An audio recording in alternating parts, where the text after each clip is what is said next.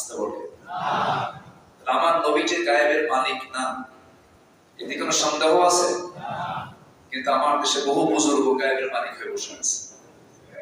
আছে না?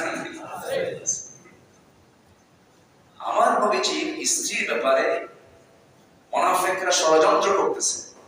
আমার রাসূল বললেন যে আয়েশা, তোমার বিরুদ্ধে কি যেন শুনলাম, জানি না, আমি তোমাকে সন্দেহ করি, তবে আল্লাহর ফয়সালা না আসা পর্যন্ত তুমি এখন সোজা তোমার বাবার বাড়ি চলে যাও। এর মানে কি? আচ্ছা, আমি কি এগুলোকে বানিয়ে বলছি না কোরআন থেকে বলছি?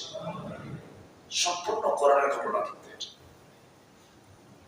তাহলে আমার নবী যদি গায়েব জানতেন, তিনি বলতেন আয়েশা চুপচাপ থাকো, এগুলো মিথ্যা কথা, আমি জানি এগুলো মিথ্যা মিথ্যিক কথা, তুমি থাকো, এগুলো এমনি সব কেটে যাবে। আমার নবীজি কি তা বললেন? তা বললেন। তাহলে এখান থেকে একটা বিষয় সুস্পষ্ট হয়ে গেল, পৃথিবীর কোন বান্দা আমার রাসূলই যদি গায়েব না জানেন, তাহলে পৃথিবীর কোন বান্দা গায়েব জানতে পারেন না। ক্লিয়ার? এই বিশ্বাস থাকার দরকার আছে না নাই? আমার দেশের বহু দরবার আছে, চুপ করে বসে থাকে দরবারে, হুজুর কিবলা, কি কিবলা? হুজুর কিবলা, চুপ করে বসে থাকে। ভান দেখেন জামি একটা জামানা জঙ্গল, জামানা কি জঙ্গল, বুজুর্গ না তো বসে থাকে।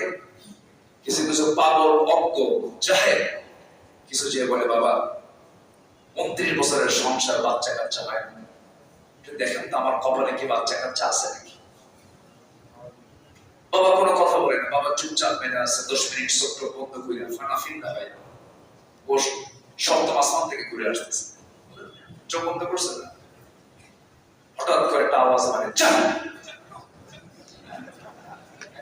ধাক্কা মেরে দিয়ে বলে যা।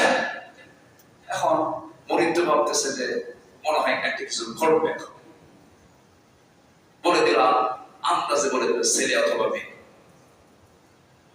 হয়তো ঝড়ে মরল, ফকিরের কেরামতি বাঁধলো, ঘটে গেছে হয়তো, এরকম হয়তো ঘটনা ঘটে যায় অনেক সময়।